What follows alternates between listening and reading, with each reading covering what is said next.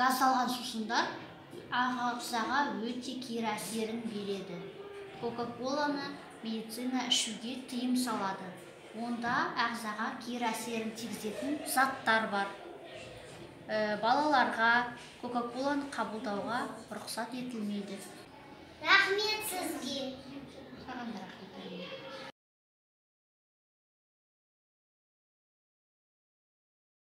Балалар, сіздердің алдарыңызда химия пәні мұғалімі Марал Серікқызы.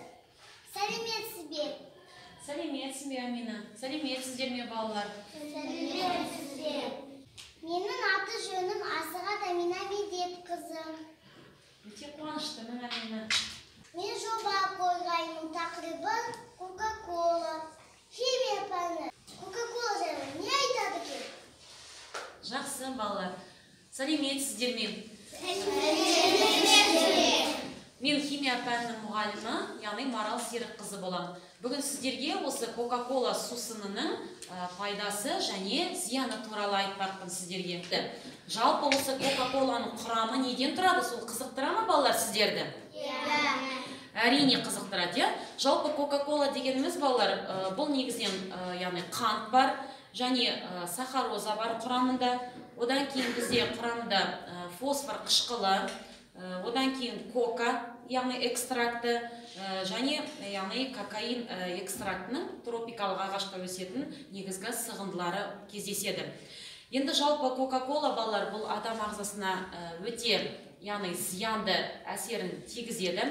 Қазір біз оны осы тәжірибе жүзінде сіздерге яғни дәлелдемекпіз.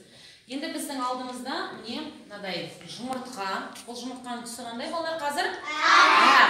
Аппақ болып тұр. Енді осы жұмыртқаны кәдімгі шикі күйдегі жұмыртқа. Жалпы, балалар, қазір біз осы Кока-колаға байланысты шағын зерттеу жұмысын жасамақпыз. Міне біздің алдымызда мынадай аппақ не мынау, балалар? Жұмыртқа. Енді, балалар, осы дәл осы жұмыртқаны біз кәдімгі Кока-колаға салатын болса, яғни бір айдан кейінгі мынадай өзгерісін көруге болады. Міне мына бір ай салынған, Кока-колаға салынған жұмыртқа түсі қандай?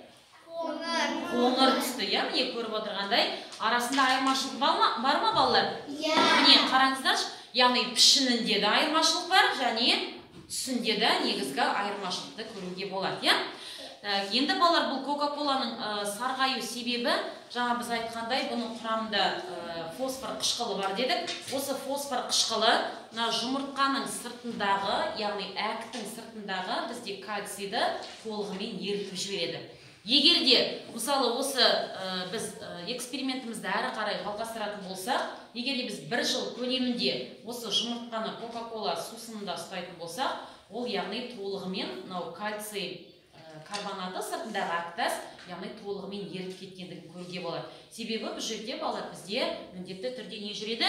Химиялық реакция жүреді екен. Түсінікті ме? Сондықтан да, яғни Кока-коланы біз күнделікті іше берсек, яғни біздің ағзамызда осындай, яғни қоңырқай түске не істейді? Енеді екен. Түсінікті ме? Айналады. Яғни бұл жерде, мысалы, күнделікті қолдансақ, яғни тісімізде осындай қоңыр түске айналғанын көруге болады екен. Сондықтан да, балалар, Кока-кола бұл адам ағзасына зиянды, әсіресе жас балаларға. Бұл, яғни, балалардың ойлау қабілетін төмендетеді екен. Түсінікті ме? Және де бұны үнемі қолдану ағзадағы, яғни кальций және темірдің жетіспеушілігіне әкеледі.